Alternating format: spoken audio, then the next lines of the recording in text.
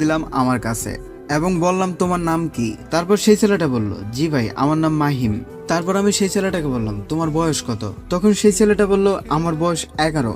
তারপর আমি বললাম 11 বছর বয়সে তুমি এই কাজ করতেছো কেন, তুমি স্কুলে যেতে পারো না? তখন সেই ছেলেটা বলল ভাই আমি স্কুলে যাই তো, এখন আমাদের স্কুল বন্ধ দিছে। তো তারপর আমি সেই ছেলেটাকে বললাম তোমার বাড়িতে কে কে আছে। আর গাইস যারা যারা এখনো ভিডিওটিতে লাইক করো নাই অবশ্যই ভিডিওটিতে লাইক করো, চ্যানেলটিতে নতুন হলে অবশ্যই চ্যানেলটি সাবস্ক্রাইব করে পাশে থাকা অল নোটিফিকেশন বাটনটি অন করে দিও, যাতে করে আমাদের চ্যানেলের নতুন নতুন ভিডিও সবার আগে পেয়ে যাও। তো তারপর আমি সেই ছেলেটাকে জিজ্ঞেস করলাম তোমাদের বাড়িতে কে কে আছে। তখন সেই ছেলেটা বলল আমাদের বাড়িতে মোটামুটি সবাই আছে, মা বাবা ভাই বোন সবাই। তখন আমি সেই ছেলেটাকে বললাম তোমার আব্বু কি করে। তখন সেই ছেলেটা বলল আমার আব্বু মানুষের জমিতে কাজ করে। তারপর আমি সেই ছেলেটাকে বললাম তোমার আব্বু যে মানুষের জমিতে কাজ করে সেই টাকা দিয়ে কি তোমাদের ফ্যামিলি চলে। তখন সেই ছেলেটা বলল হ্যাঁ আমরা কোনো মতন ডাল ভাত খেয়ে পাড়ি দিতে পারি।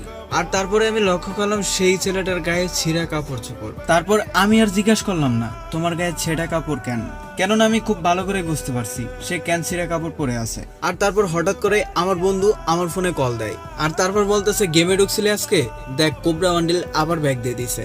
তারপর আমি বললাম সত্যি নাকি। তখন আমার বন্ধু বলল হ্যাঁ বিশ্বাস না হলে গেমে ঢুকে চেক করে দেখ। তো তারপর আমি বন্ধুর কথা শুনে সেখানে দাঁড়িয়ে গেমে ঢুকি, জাস্ট শুধুমাত্র ইভেন্টটা চেক দেওয়ার জন্য। আর তারপর গেমে ঢুকে দেখি হ্যাঁ সত্যি তো কোবরা বান্ডিল ব্যাগ দিয়ে দিছে।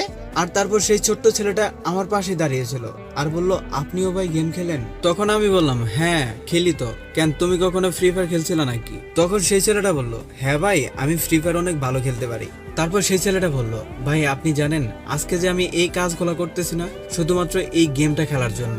তখন আমি সেই ছেলেটাকে বললাম কি বলো তুমি, এই গেম খেলার লাগে এত পরিশ্রম করতেছো তুমি। তখন সেই ছেলেটা বলল শুনেন তাহলে আমার পুরো ঘটনাটা।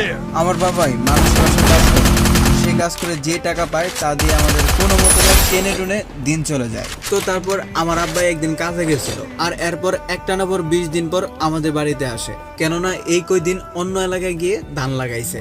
কিন্তু এবার আসার সময় কই থেকে জানি একটা ফোন নিয়ে আইছে, আর সেই ফোনটা নাকি 3000 টাকাতে বন্ধক নিয়ে আইছে।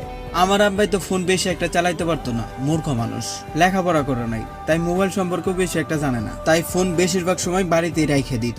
আর তারপর হঠাৎ করে একদিন আমার একটা ফুফাতো ভাই এসে আমাদের বাড়িতে বেড়াইতে, আর আমার ফুফাতো ভাই ফ্রি ফায়ার খেলতো। আর সেদিনও আমাদের বাড়িতে এসে ফ্রি ফায়ার গেমটা খেলতেছিল।